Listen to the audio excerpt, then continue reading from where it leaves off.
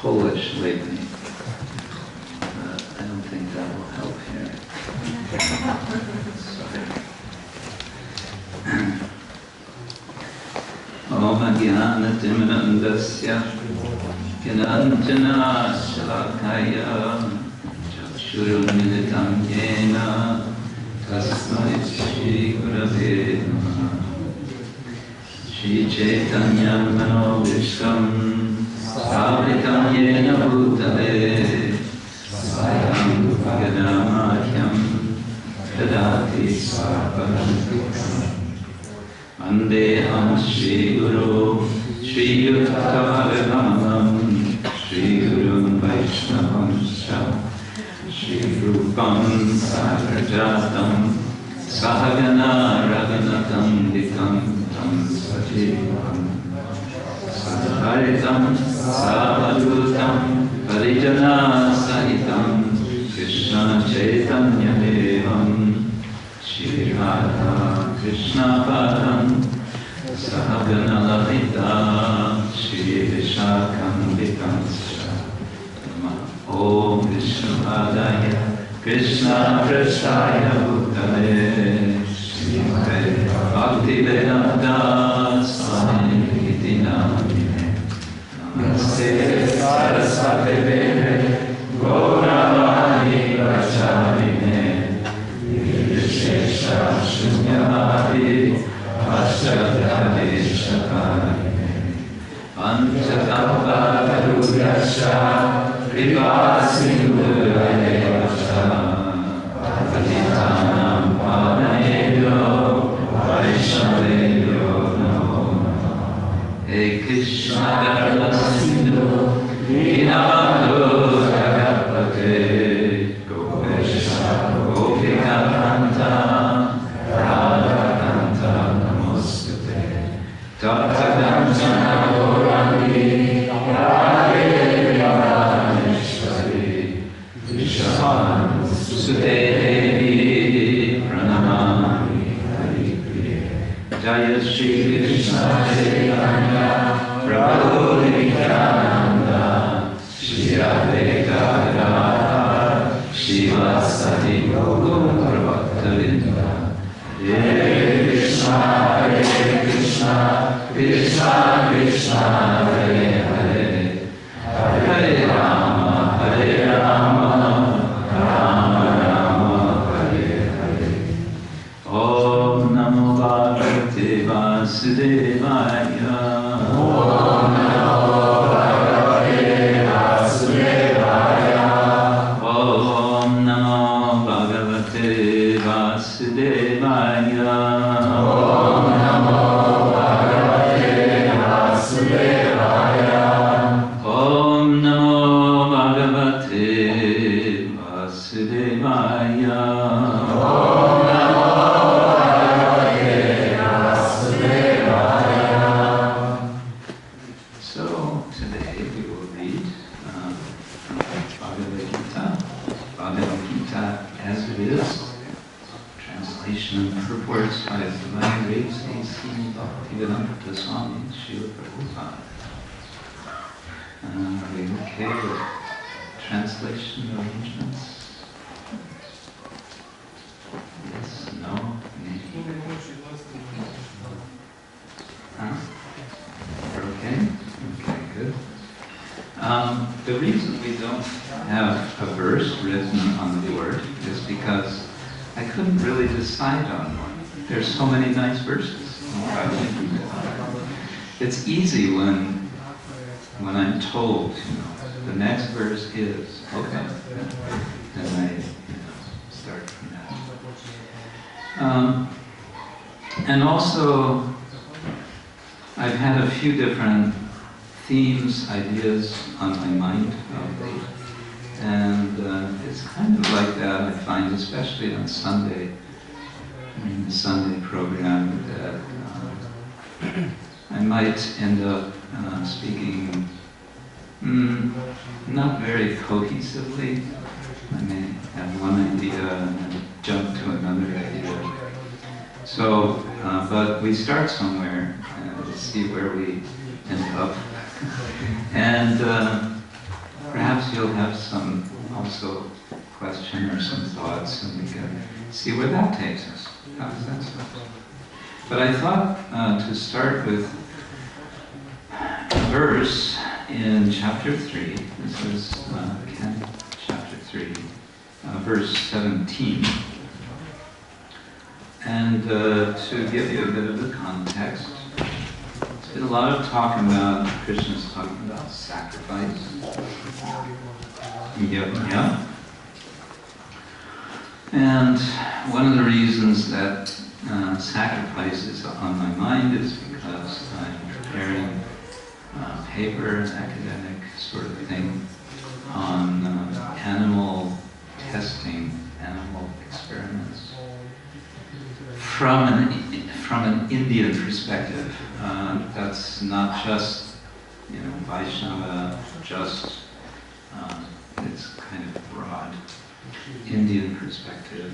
And one of the things that I want to talk about is sacrifice, because, as you may know, it is in certain Vedic sacrifices, it's prescribed that animals are offered. And there's been controversy over that since millennia. The controversy is an ancient one. It goes back all the way, well, some might say to the beginning. Controversy, that's another subject we could talk about. I hear that that here in Croatia you really like controversy. Keeps everything interesting, right? Well, we might talk about that, but so that's a bit of context, is that Krishna has been saying we have to follow sacrifice, we have to follow a system. And in the previous verse, in fact, he says, Evam pravartitam chakram nanavartai aya aga ayur indriya arama mogam artas jivati. That someone who's not, let's say, plugged in, one who's not engaged in this system, which he's calling a cycle, chakra. Someone who's not engaged in this cycle of sacrifice, that person lives basically a failed life. Mogam part of mogam means like failure, uselessly, Prabhupada translates it. So, Krishna says something rather strong here. But then he says in the verse I want to read, he kind of shifts, makes a different point. Okay, the verse goes like this.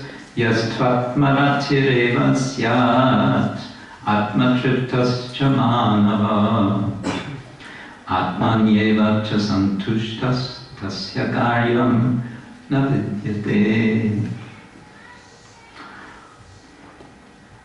Well, we could chant it together, but then again, we could also read the translation. There's different options out there. Okay, translation and purport by Srila Prabhupada. Translation. But, because he's referring back to what he has just said, but for one who takes pleasure in the self, whose human life is one of self-realization, and who is satisfied in the self only, fully satiated, for him there is no duty. Okay.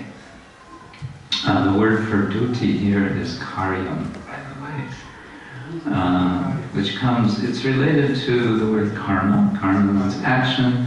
Kāryam means what should be done. and so it comes to mean duty. Okay, purport.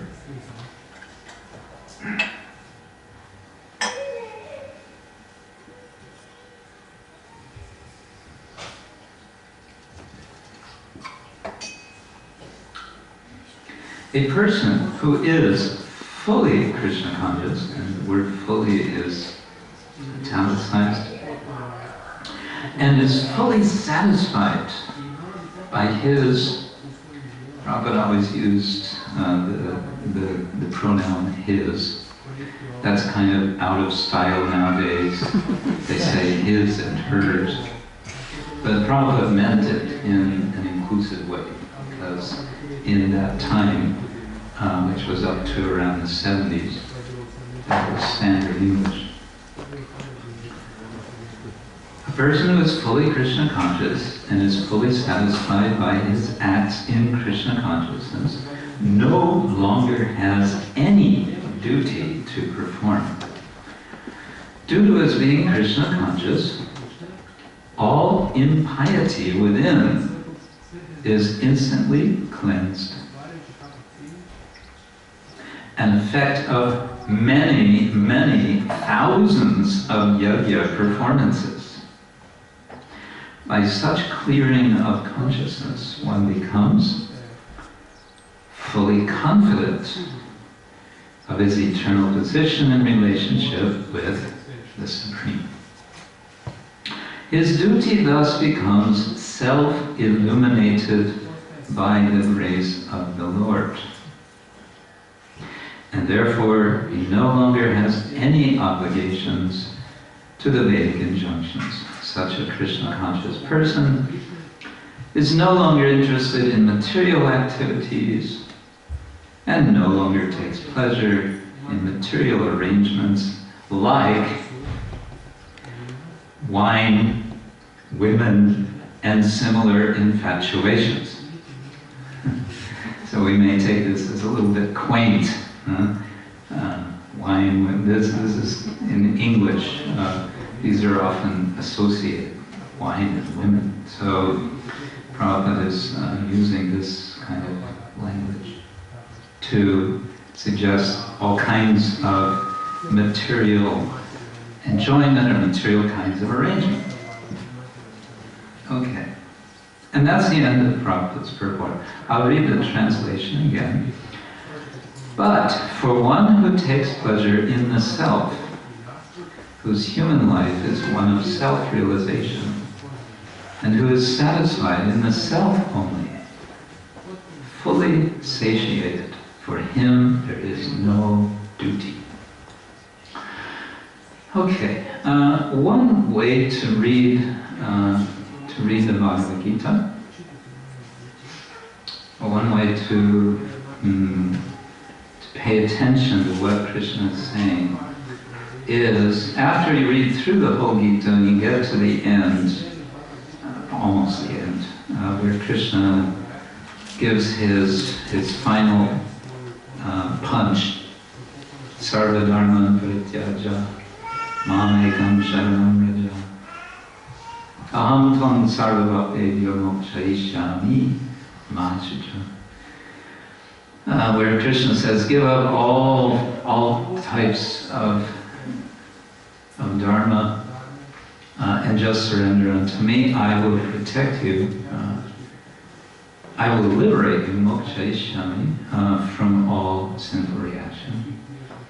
You can kind of take that verse, that message of Krishna, and sort of mentally turn back and look at the rest of the Gita.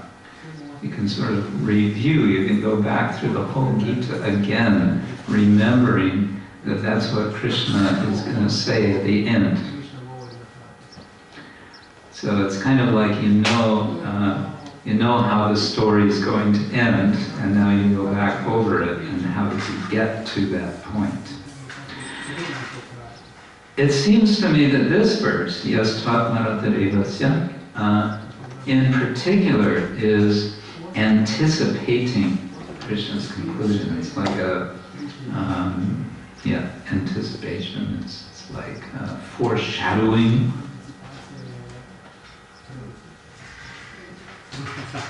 What's the word for foreshadowing? Słupnia. That sounds Polish.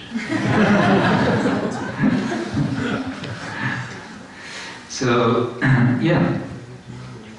How is that? Well, as I explained, Krishna has just been talking about duty and how we all have to do so many duties in the Vedic system of sacrifice. And now he seems to almost be turning around and saying, actually,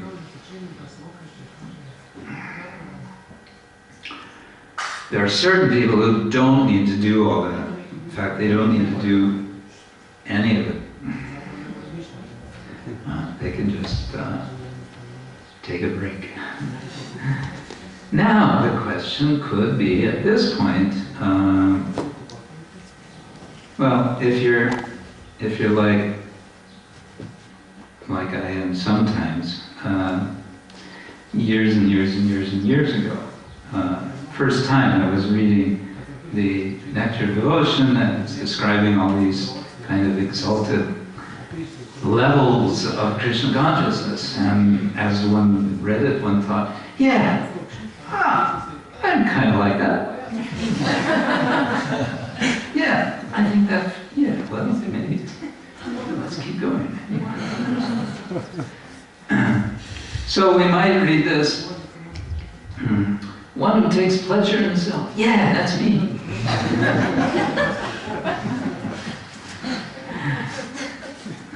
Whose human life is one of self-realization. Hey, come on.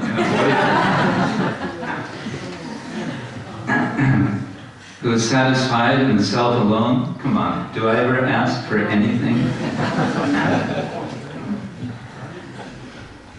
Fully satiated. Yes, I'm just, overflowing with thoughts of Krishna. 24 hours a day. There's not enough hours in the day for me to think about Krishna. So yeah, this must be talking about me. Or, if we're a little honest, maybe we think, maybe I don't quite qualify just yet. And maybe I have a ways to go. In the Purport, Prabhupada talks about performing thousands of yajña performances to get there. Okay, where do I stand? Well, at this point, I think it's nice to reflect a little on humility. And very nice comment I heard in a lecture from my godbrother Bhagavad-gita Goswami. He said, you know what? We have a lot that we can be humble about. And the example he gave to give a sense of how one can feel humble, I thought was very nice. He said, when you drive, he gave the example because he's based in San Diego. I don't know if he's still based there. Took sannyas. He's been many years based in San Diego. And that's southern, quite far south California. And Southern California has a huge desert that runs practically all the way across from the Pacific Ocean into Nevada. You've heard of the city Las Vegas, perhaps. Everyone laughs, but guess what? There's not one, but 2 Hare Krishna temples in Las Vegas. And Bhadrinarayan Maharaj was driving to or from those temples. He wasn't there for any other purpose. So he's going through the desert, and he said if you're going through at night, and you stop the car and turn off the ignition and you turn off the lights and you get out of your car and you look up, you will see the most incredible show, light show,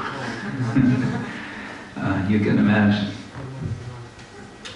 We who live in towns and cities, we don't see that very much, and most of the time we tend to forget that all those countless stars are out there. But those times when we do have opportunity, sometimes you're in the country, I know you all have this experience, you look up. And isn't there a kind of a wow feeling? It's like, wow. What's the word for wow? Wow. It's an international word, wow. Yeah, that's kind of interesting too, because that means the sense of wonder is a universal feeling that we have. Anyway, one can go on about humility. There's so many ways that we could appreciate how we are small. We are not so big. We are not so powerful. We are not so intelligent. We are not so far-sighted. We are not so visionary as others, and perhaps as we would like to be. And that's okay. That's all right. Bhaktivinoda Thakur writes about humility in his Sharanagati songbook. Maybe I should read through a bit of translation of one of his songs. And as many of you may know, Sharanagati, in its sort of technical sense of surrender to the Lord, is sometimes analyzed in terms of 6 specific activities or cultivation of mentality. And usually the way we hear about this Sharanagati starts with accepting activities which are favorable for devotional service. In Sanskrit is anukulyasya sankalpa. And then the next step is the opposite of that, avoiding whatever is not favorable for devotional service. What is that called? Yes, pratikulyasya varjanam, rejecting what is not favorable. And then there's rakshishya piti vishvasa, having the faith, the Lord will protect me. And then having the conviction, bhakti haranam, or making the choice that the Lord will maintain me. And then comes ātmani and karpanya.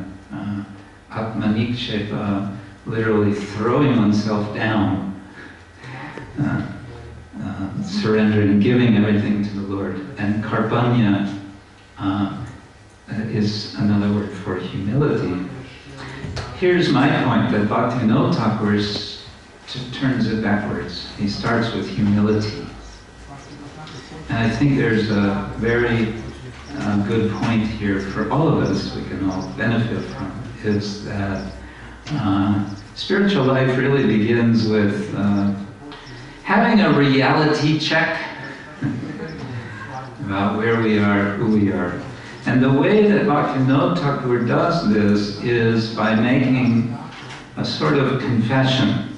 He addresses songs to the Lord in which he is confessing about himself. And what he's confessing is about, first of all, how he has forgotten the Lord and how he has been wasting so much time in his life.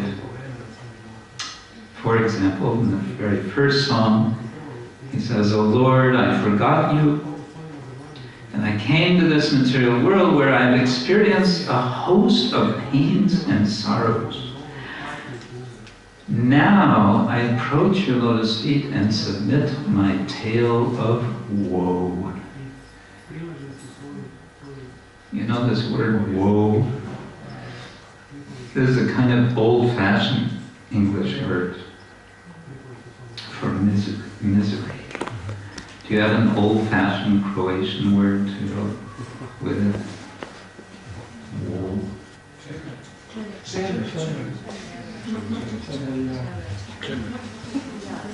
Huh? Chemera. Okay. My tale of woe. Tale of woe?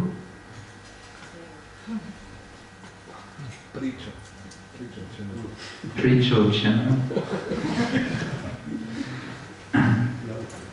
Okay, I won't go through the whole song. He's telling about how he was born, and then he immediately forgot the Lord, and then how he was indulged as a baby, and so this made him forget the Lord more.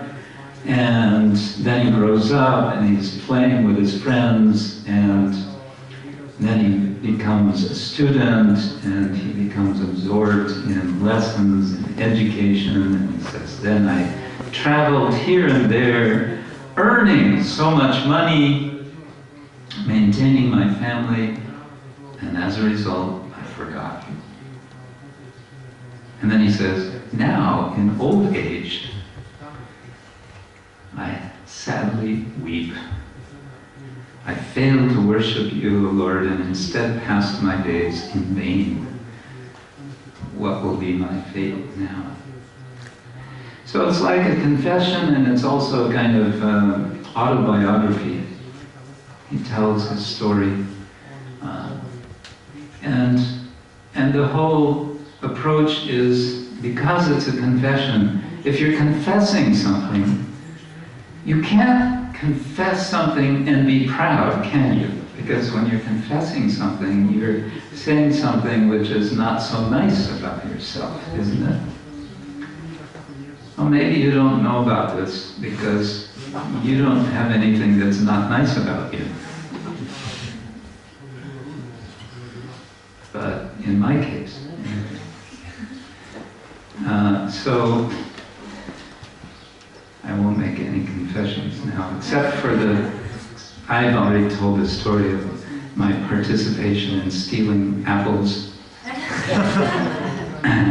I've done worse than that, but anyway.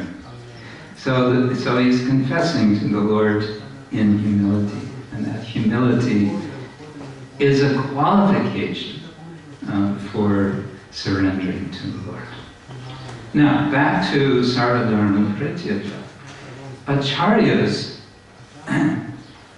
have for centuries commented on that verse, ātma-ratiḥ. And in the Sri Vaishnava Sampradaya, they've explained that this verse is talking not about bhakti yoga. Huh? You will say. Come on, the whole Bhagavad-gita is about bhakti yoga. And that's where the bhakti really comes out, right? No, they say, not about bhakti yoga.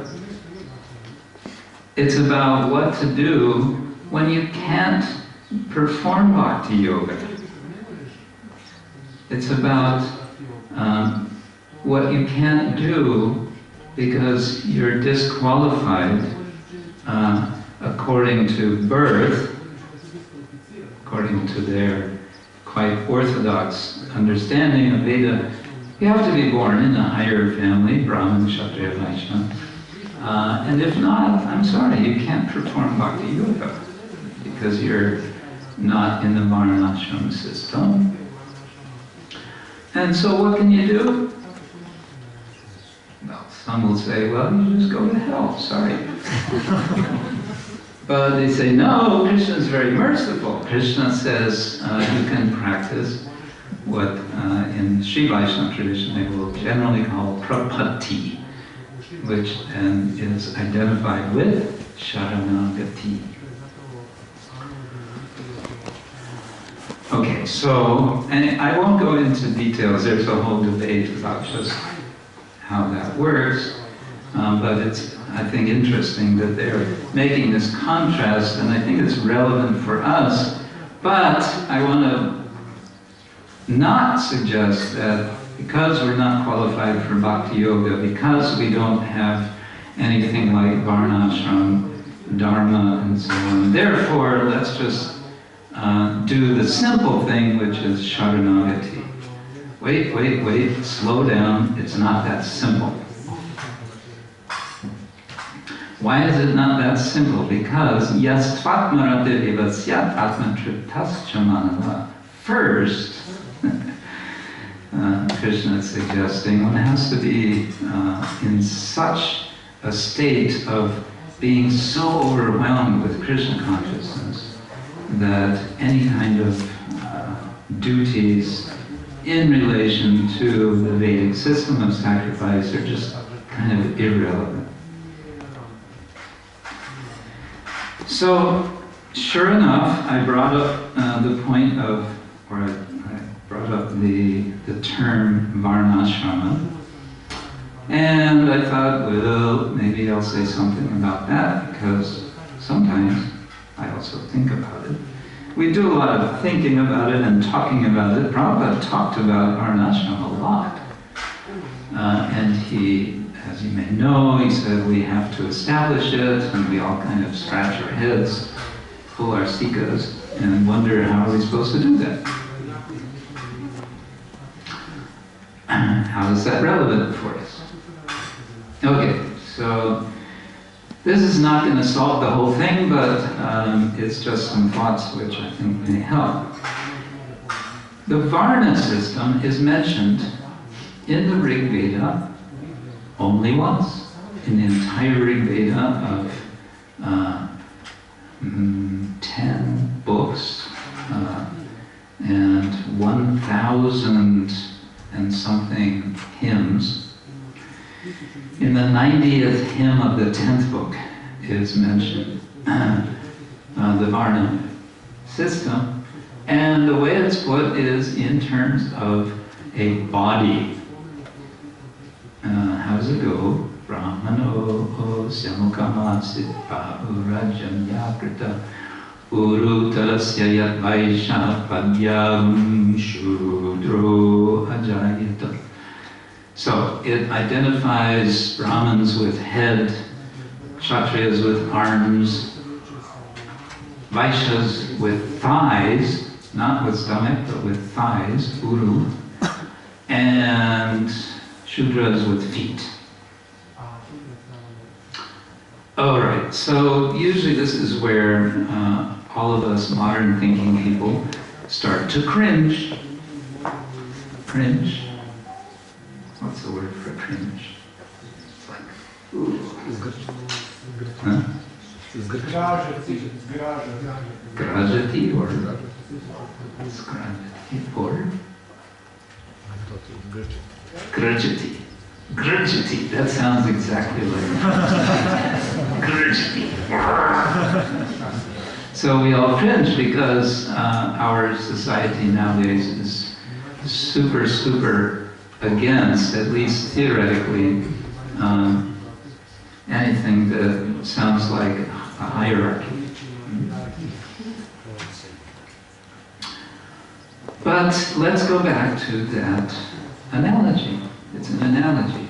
A head, arms, legs, feet. I don't know why the stomach is left out, but maybe the stomach is included in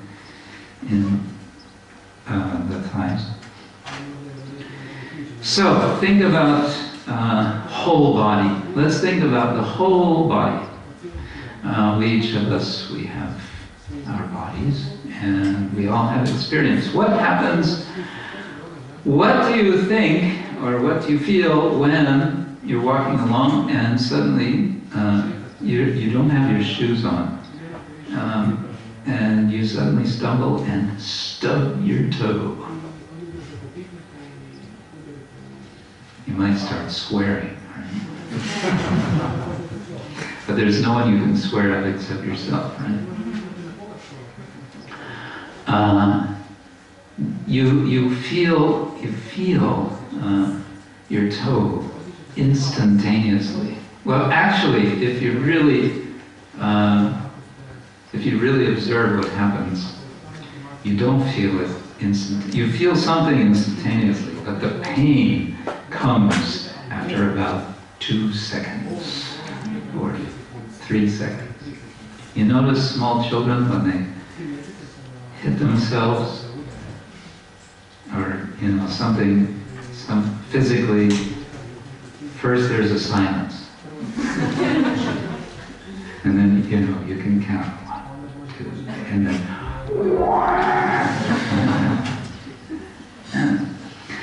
So suddenly, what happens? Your toe becomes the center of your attention. You may have been thinking about all kinds of things. You may have been thinking about, whatever. Something very abstract, something very illuminating, something, maybe even something, feeling some, what's the word? Wanting to help others. Altruistic. Huh? Altruistic. Yeah, thank you. Altruistic. You may have been having a moment of altruism, right? But suddenly you stub your toe. All your attention goes to the toe. Even though it's at the extremity of your body, and even though it is at the lowest point of your body.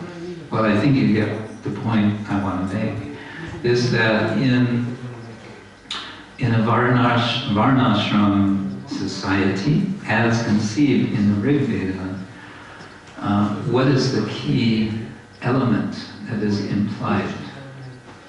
I would suggest the key element is care. Just as we care for our body, for all the extremities in the body, similarly, everyone cares for everyone in a varnashram system. But you may say, well, why does there have to be this hierarchy? The hierarchy is to get things done. Why do we have a hierarchy in our bodies? Unless you want to be like Kabanda. Kabanda was a demon, cursed to become a demon, that Lord Ram met in South India as he was searching for Sita. He met Kabanda. Kabanda didn't really have legs and arms, or he had many legs and many arms. I don't remember, but he had one big mouth in his body. He didn't really have a head, or he had only a head.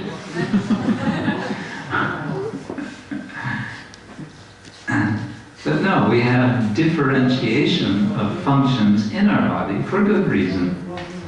And similarly, we have differentiation of function in a well-functioning society.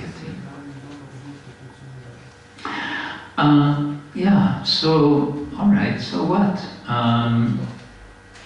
Well, I think this comes back to the idea of duty, and that what really is the purpose of duty. The way Krishna puts it in the Gita is like, you have to do your duty, otherwise you're going to be implicated in sin.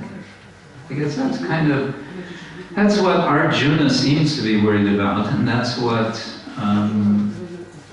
the context in which he's speaking, that's the concern. Papa versus punya. And that's what Krishna's going to talk about at the very end of the Gita, when he says mokshayishami. He says, aham tvam sarvabhapebhyo mokshayishami, I'll free you from all sin. But it seems to me that in our culture, in our way of life, whether it's modern or whatever it is, we can relate more to a sense of performing duty in order to become mature. And that maturity is based on so many lessons. It's, you know, life is a schooling. And we cannot jump prematurely from one class to another, from one grade of learning to another. We have to take it step by step. Now at this point you're probably going to say, oh, so in the varnashram system you have varnas and you also have ashramas, so that means one should go also, one should work one's way through the varnas and one should work one's way through the ashramas. Not necessarily. Yeah, ashrama, that's maybe another subject. But for varna, in general, talking about duty, Krishna is telling Arjuna, you have to do your duty, because this is how you are going to learn how to become self-satisfied. This is how you're going to learn. By doing your duty, which happens in his case, of course, to be a quite violent duty. He has to go out and do something, the last thing that one would dream of doing. Yeah, so, okay, you might say, but what does Lord Chaitanya say? Lord Chaitanya says, Naham vipra nacha narvati napi vaishro na shudro naham varni nacha virvitir no manasto yatir ma. I'm not a Brahmana, Kshatriya, Vaishya, or Shudra, and I'm not a Brahmachari, Grihastha, Vanaprastha, or Sannyasi. Gopi Bharta Padakamalaya or Dasa. He says, I'm simply the servant of gopis, who are the servants of Lord Krishna. Gopi Bharta, Gopi Bhartri, is the husband. That's another subject. How is Krishna the husband of the gopis? And so, you may say, well, we're following Lord Chaitanya, and Lord Chaitanya says, chant Hare Krishna, forget about all this. Well, but wait, slow down. Lord Chaitanya was within a certain ashrama, and also varna, and then ashrama, and then he changed ashrama. And he changed ashrama, I would say, not so lightly as we might think. It's not that one day he just kind of woke up and said, forget about grihastha ashram. You know, it was nice, but I'm finished. No, he had intense discussion with his mother. His mother was very upset. And finally, he just saw it as his only choice. He had to take sannyas because he had to save the world. And of course his mother would even challenge that. How do you think you're going to save the world? What kind of example do you think you're giving by by giving up householder life at such a young age? Well, this was one act of Chaitanya Mahaprabhu which is not to be imitated. We understand Chaitanya Mahaprabhu is the Supreme Lord, the Supreme Personality of Godhead. And he can do these things because of who he is. But back to the Bhagavad-gita, Krishna is saying at the end of the Gita, Sarva Dharma Parityaja. And throughout the Gita, he's talking about duty. And so, we don't usually like this word duty. It's also, we cringe at the word duty. Krishna, what was it?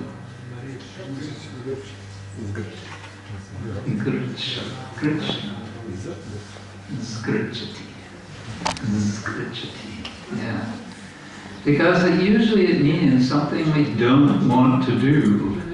And we are being told by somebody above us to do. You have to do this. We don't like that. We struggle against it. We resist it. But in the Vaishnava culture, what we're trying to understand is how all duty that we accept is given to us by the supreme authority. And if it's given to us by the supreme authority, isn't that wonderful? And can't we accept it out of a sense of humility? Isn't it a wonderful opportunity to learn lessons? Yeah, so I think this is how Bhaktivinoda Thakur is speaking when he talks about surrender in Sharanagati. And if I can find it, there's another verse which really has inspired me the last few weeks. I always forget which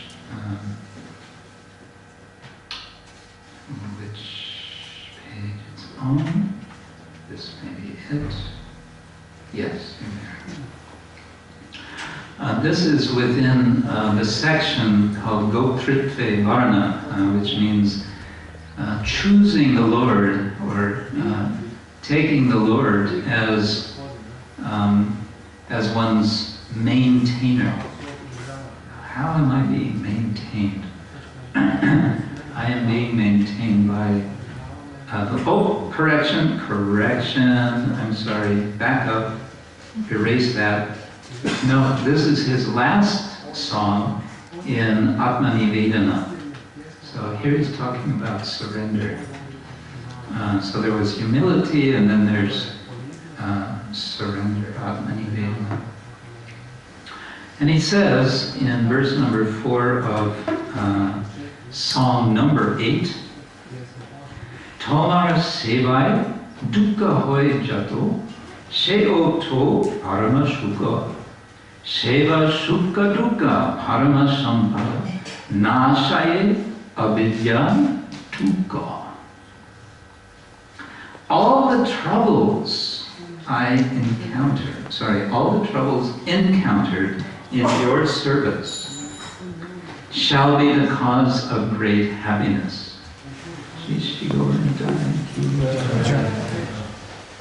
For in your devotional service, joy and sorrow are equally great riches. I'll read that again. For in your devotional service, joy and sorrow are equally great riches. Both destroy the misery of ignorance. So in other words, Bhaktivinoda Thakur is taking everything that comes to him as a blessing. And he's not giving up his duty or duties because of difficulties or because of whatever reasons one might have. But he's seeing these as opportunities to serve the Lord. Well, now that Arti started, I just realized I'm sort of talking on and on and on, but I should probably stop. Should we just stop there, or should we continue with some question or discussion? Okay. So yeah, these are some of the thoughts I've had the last few days, maybe we can see if you have some thoughts related to these or questions.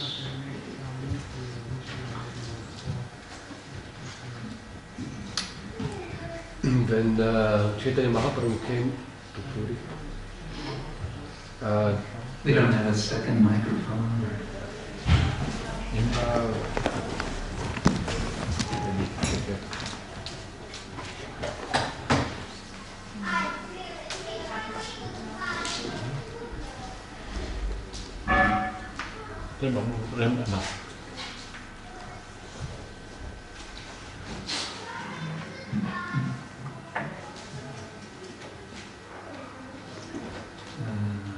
Maybe not. Oh, here comes the expert.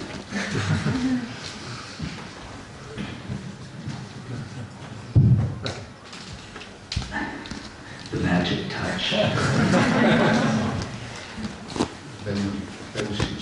when Chaitanya Mahaprabhu came to Puri, Sarvabhauma Bhattacharya, he spoke with Gopinathacharya. I think you can still speak a little louder for a translator. Brother-in-law.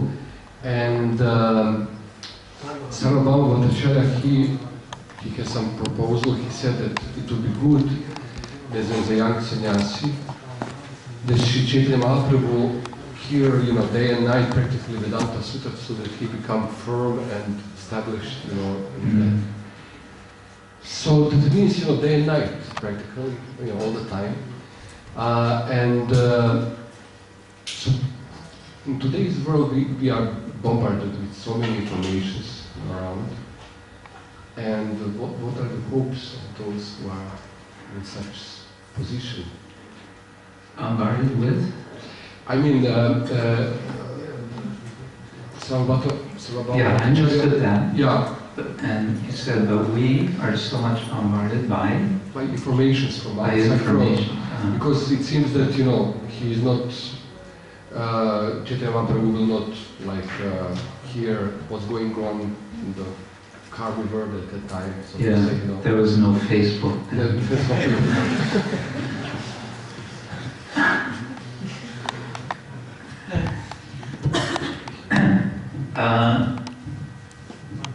Okay, one point or one subject here is sort of differences in cultural condition under which we are trying to practice devotional service. And, well, let's take that one. Yes, circumstances are radically different in certain ways. And in other ways, they don't change. We can say that our existential predicament is the same as it's ever been for human beings on this planet. So, yes, it's true. The first step in spiritual life is hearing, and then what sort of hearing do we want to do or can we do in a culture where we are getting bahu sata, we are getting from so many directions, so much information. Well, you mentioned information, and I would here make the distinction between information and knowledge.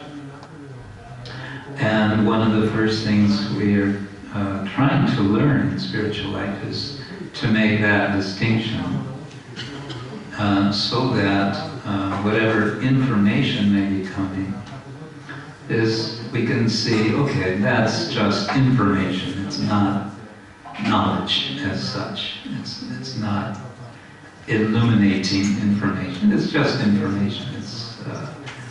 It's static. And to take a modern analogy, we want to become good at tuning in to the transmission of spiritual knowledge.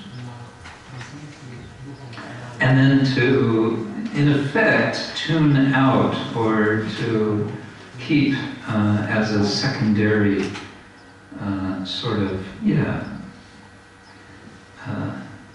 as information, or as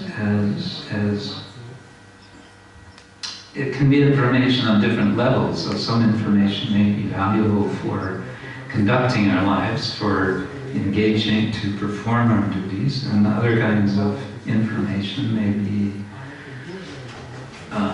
interesting, and some we may be able to use in deepening our understanding of our human predicament. I just read today, here's a bit of information. Suddenly everyone's very interested. It's been calculated that the human species on this planet, through the 20th century, so 100 years, 20th century, has managed to kill some 200 million members of its own species.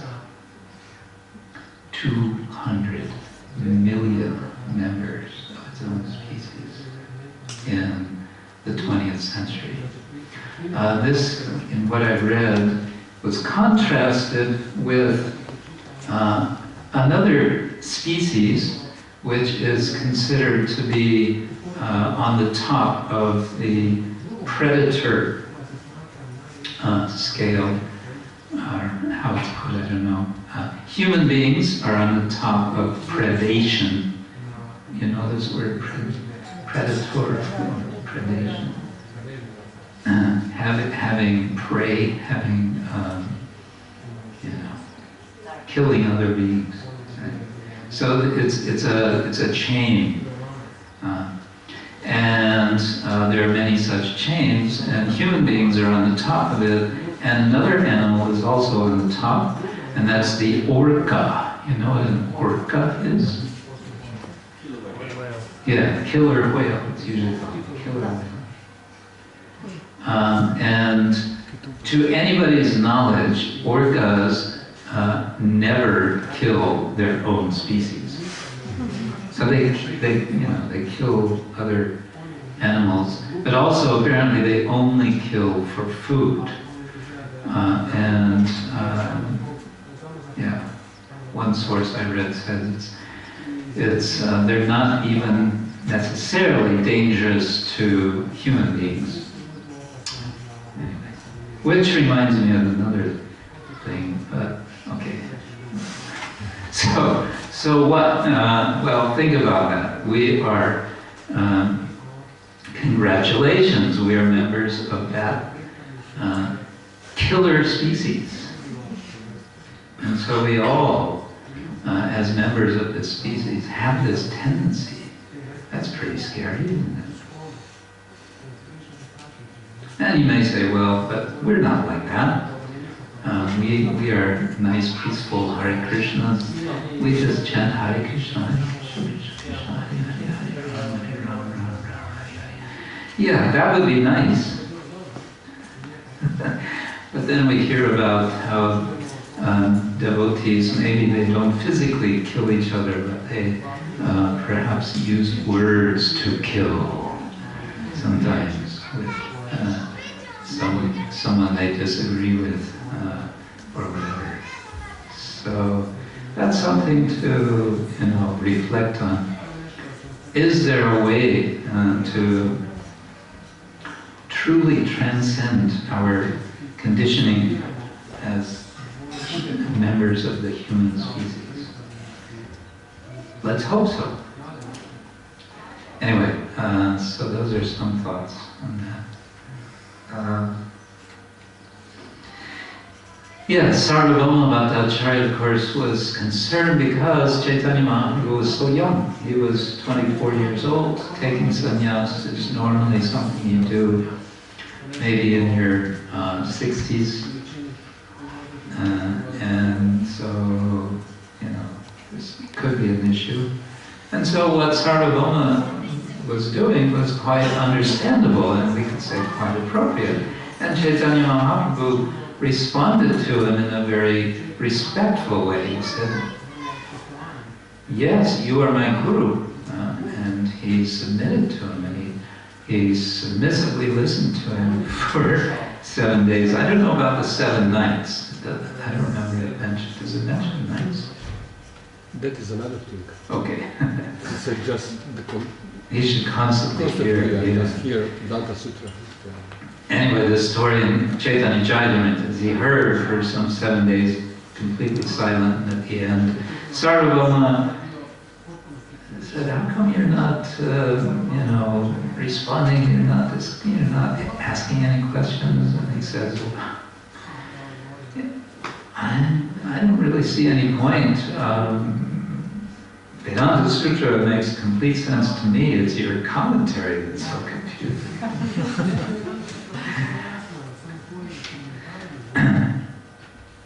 I don't know, does that get your issue at all? About information and knowledge? About that, yes. But? I thought about it, this is my impression, maybe I'm wrong, that if one really wants to advance in Krishna consciousness, he should be quite isolated from the outside world. Yeah, microphone.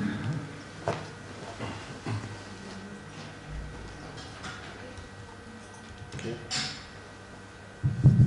Yes, my impression is that if one wants to advance in spiritual life, it should be, we can see in our practical life, if we are out of Facebook, out of internet, out of anything, for 1 day at least, so that, there is the mind becomes more peaceful.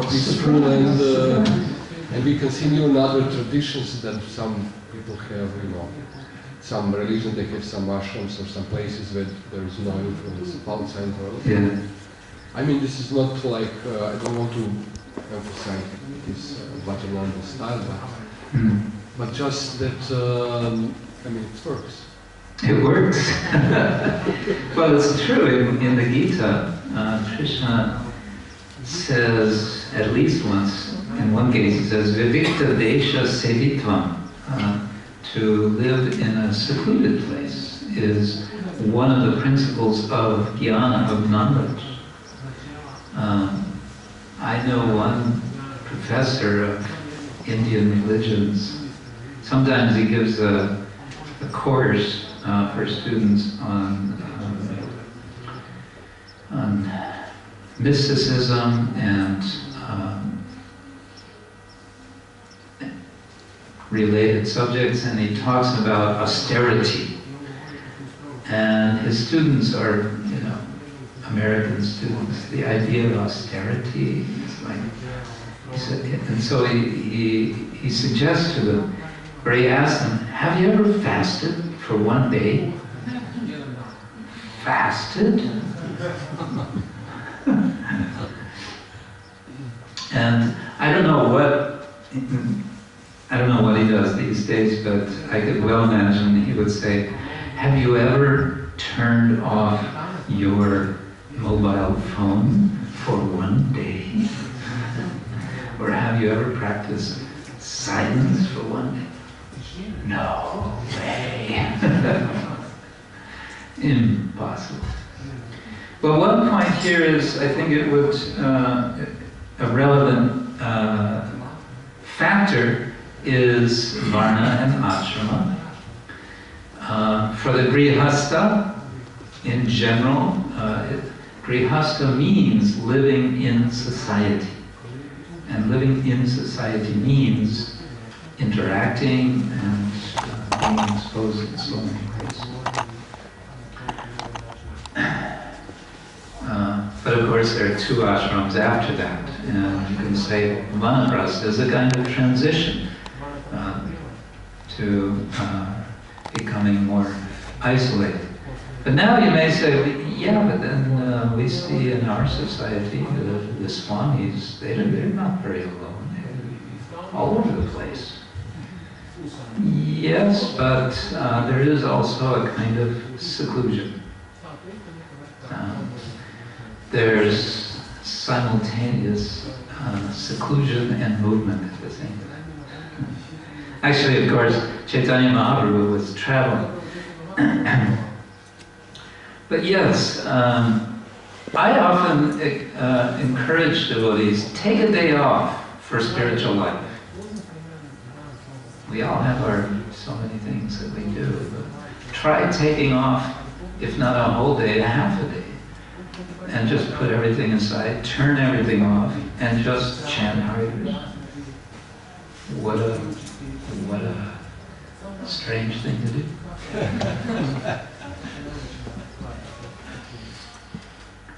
And why not make it a whole day? Tell everyone in advance, I will not be available on Saturday. Don't even think of, you can phone, but you're not going to get an answer. Might be interesting. Any of you do that? Yeah? Yeah? Is it good? Very good.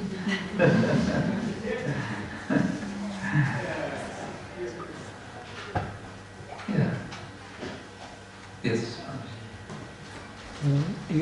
If someone enjoys material life, is it only on the basis of past good karma, or there are some other possibilities, and does he by such enjoyment automatically collect sinful reactions, because in heaven there are no sinful reactions for enjoyment? Okay, let's see if I got this one. If someone is enjoying material life, is that only because of karma? Good past Good karma. And then what was the second part? Are there some other possibilities Other possibilities. to enjoy life, or only this past good karma? And does by such enjoyment one automatically collect sinful reactions? Does one collect sinful reactions as a result of such enjoyment? Well, let's start with the last point. My understanding, Krishna says in the Gita, Kshine punye martyalokam vishanti. He's saying the punya is used up. Kshine. It means it's worn down, it's used up. But he doesn't say that, he doesn't say anything about accumulating sinful activity in the heavenly planets.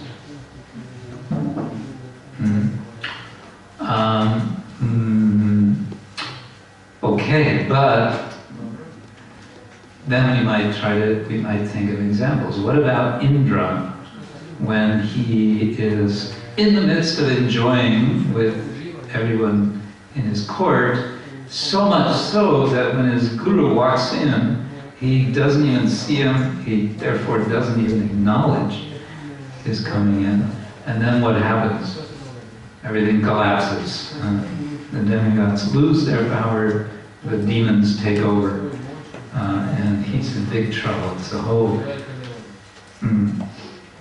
series, sort of a chain reaction in his case.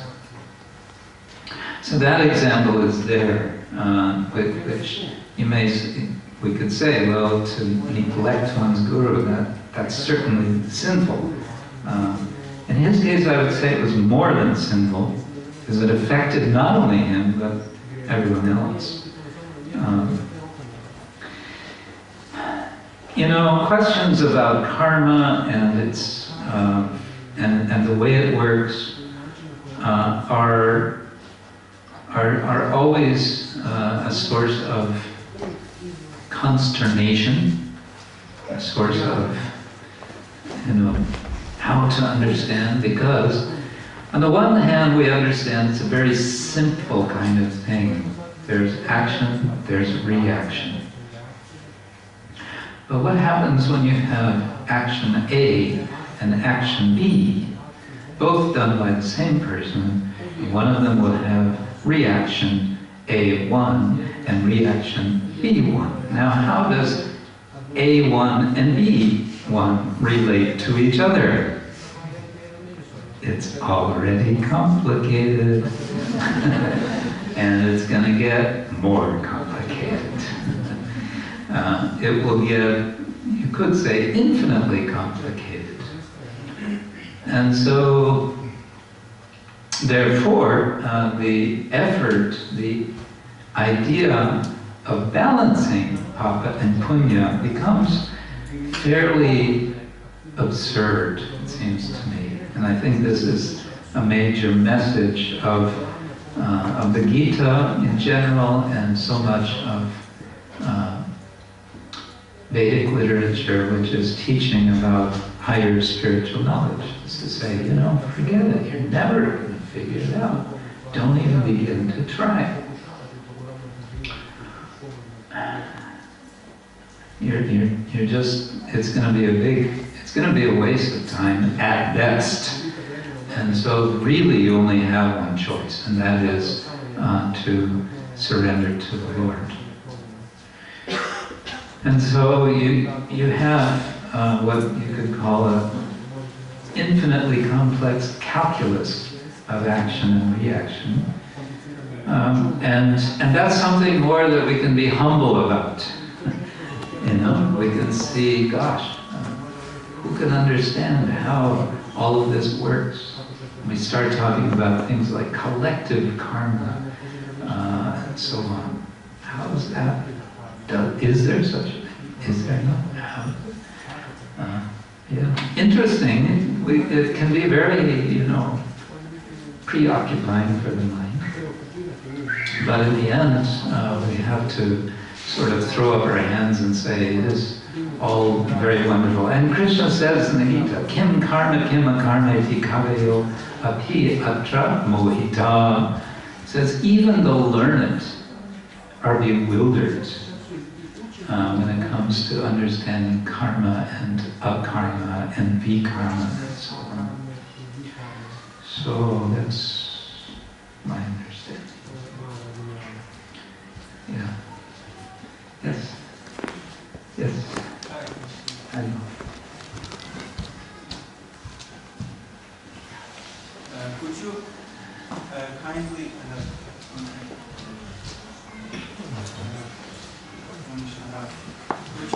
explain how high, I'll speak loud. Could you kindly explain how high on some scale of importance would be wearing Vaishnava attire practice? Oh, that subject. I would like someone competent to explain this for me. Competent to explain? Oh dear. But you're making a big presupposition, and that is that I am competent. I mean, is it essential, recommendable, or entirely irrelevant? Or somewhere in between. I don't know if I can say something that will make everyone happy. This is one of those sort of questions, you know, they're kind of loaded. I would put it like this, just for the moment. Isn't it nice when we come together in the temple to sort of shed our working attire and to wear a dress which is not about working, it's about hearing and chanting and being together with devotees and having darshan and so on. I feel that way. And at the same time, I'm always very cautious about hard and fast rules. I've talked about Dharma, and Dharma is very much about following rules. And now I'm going to talk more on the other side. Because Dharma, it turns out, is actually a very fluid thing. When Dharma is misunderstood, then it can very quickly become oppressive. And some will say that this is arguably the case in the Ramayana, that Rama is, we would say today, fanatically following his Dharma, and the result is there's so much suffering on the part of others.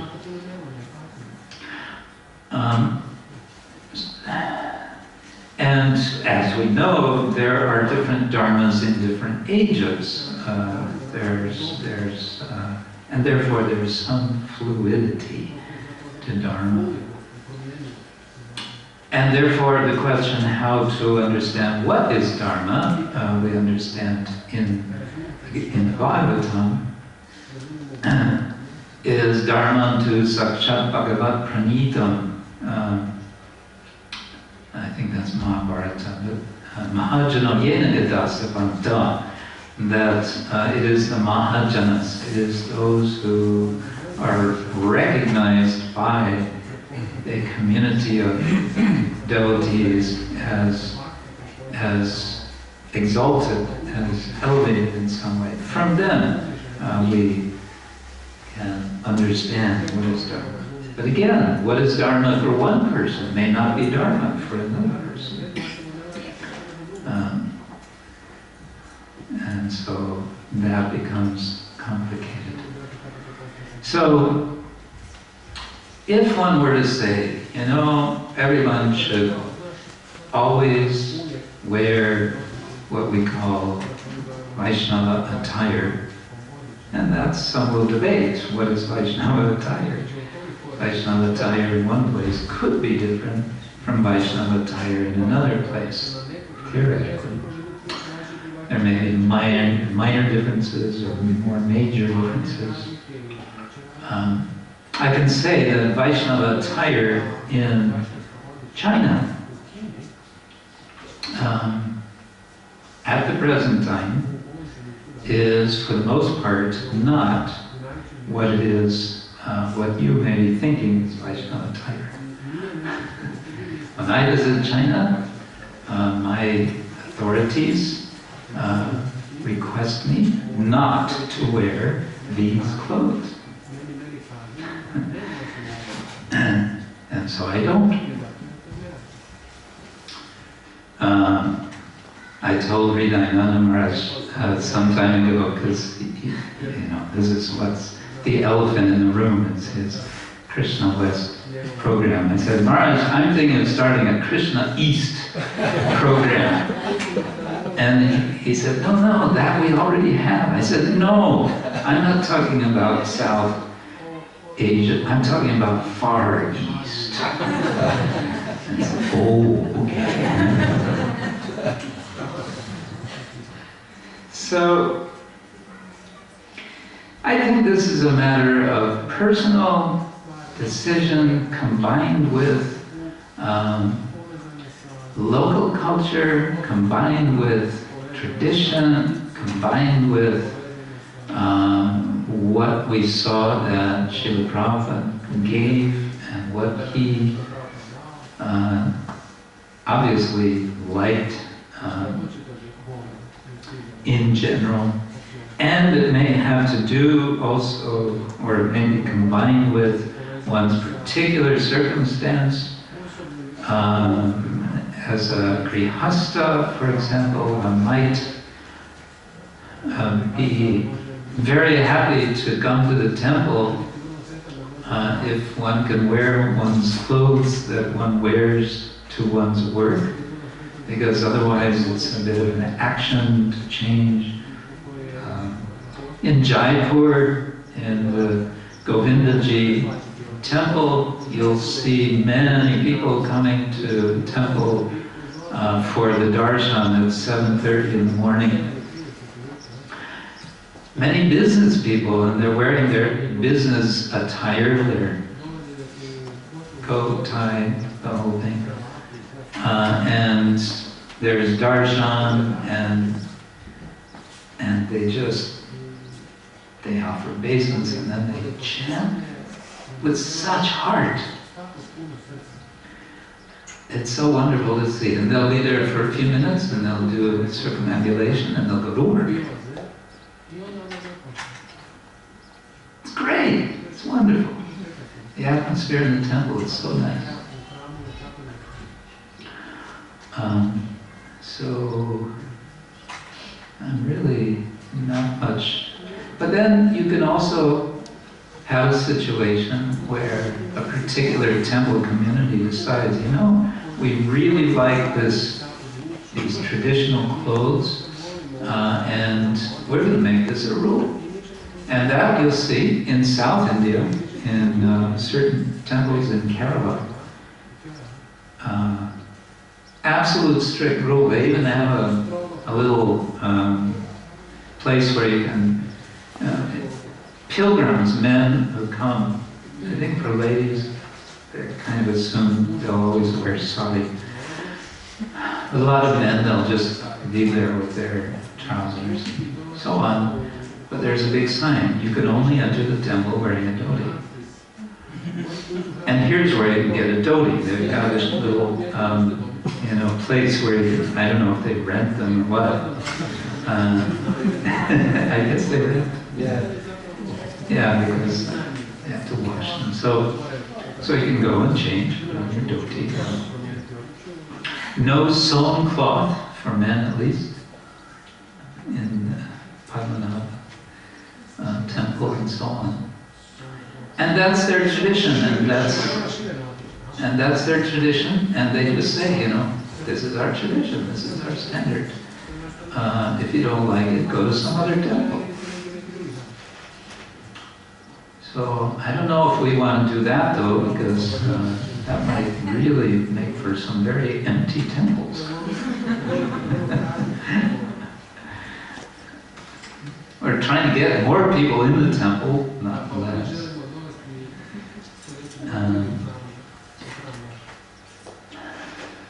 There's another sense in the West that persons who are clergy, who are the priests, who are doing the regular priestly activities, they will wear the robes or whatever it is, and others won't be expected. And that's also all right. I had to kind of laugh at myself. Just the last 2 days, I've been attending one conference in Oxford on Indian philosophy. And I went in these clothes, and I was anticipating that one person that I know who is a priest in the Catholic tradition, that he would be coming also. We're friends. We meet now and then. And because his brother would be speaking at the conference. His brother is a very prominent scholar of Indian philosophy. So I kind of expected my friend to also show up. And I thought for sure he'll come in his gown. He's a Dominican. But he didn't. He came in a suit. And I sat next to him. I said, "Mark, how come you're not wearing your robes?" He said, "Well, I was just teaching in a different place, and I was wearing these clothes." So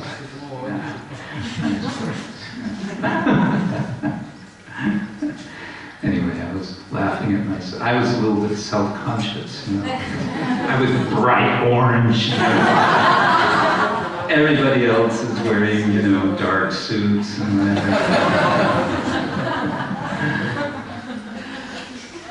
But I feel now that I've taken to the, we call it the renounced order, that it's nice to also just kind of be what I am as much as I can. But as I said, I can't do this in China. So it depends on so many factors.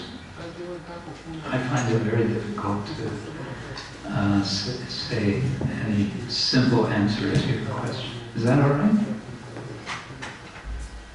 Sorry.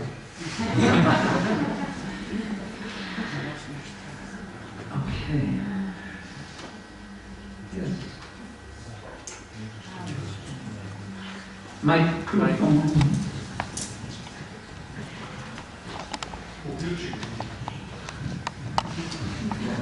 The whole group.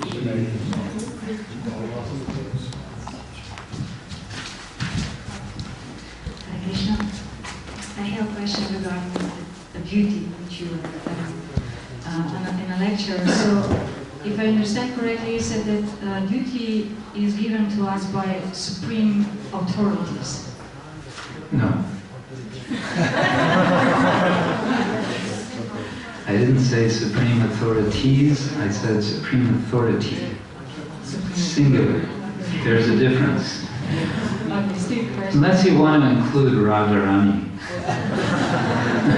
Radha and Krishna, that's okay. So I wonder that so many of us, even devotees and people, if I can say of myself and if I could talk with others, so many of us, we don't know what to do in our lives. Yes. So how can I connect this if the duty comes from supreme authority, Yeah. at the same time I don't know what to do? Oh. Yeah. Karpanya dosho bharatasvara prachami tam dharma samudajeta shreyasam nischitam bruhitam mesh shishyaste ham sharimam bhavapravanam.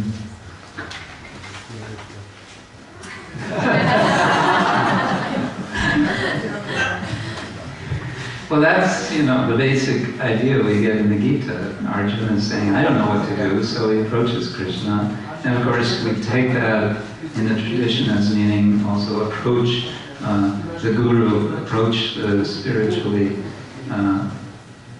advanced person, and so on, and then ask. And it still applies. This is what we do. We don't know what to do, then we can ask. At the same time, there's always this a sort of leftover portion, and for some it may be more, for some less. Okay, I get some instruction, I should do this, but how to do it? We all get an instruction, surrender to Krishna. Okay, how do I do that? Well, chant Hare Krishna, and associate with devotees, and do some service. Okay, but how to do that? And that can go on infinitely, actually. Asking, yes, but how? And at some point we have to decide ourselves how to do it. I'm going to do it like this. I'm going to choose to do like this, and I will pray for Krishna's enlightenment, direction, guidance, how to do it. And of course, Krishna says in the Gita that he's going to help. The Nami Buddhi Bodham Tam, I'll give you. But he doesn't say, I'm going to tell you every little detail of how to surrender. He says, I'll give you intelligence so you'll figure it out. How to connect yoga, how to connect with me. There's a song that we learned as kids. There's a hole in the bucket, dear Liza, dear Liza. A hole in the bucket, dear Liza, a hole. Then fix it, dear Henry, dear Henry, dear Henry. Then fix it, dear Henry, then fix it the whole. With what shall I fix it?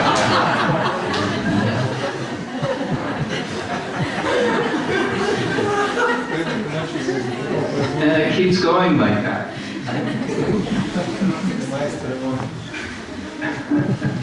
You have a song like that?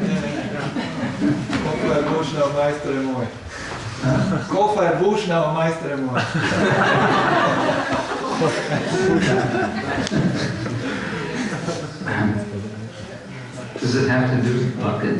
Yeah. Same thing, okay. I think you get the point. Is that all right?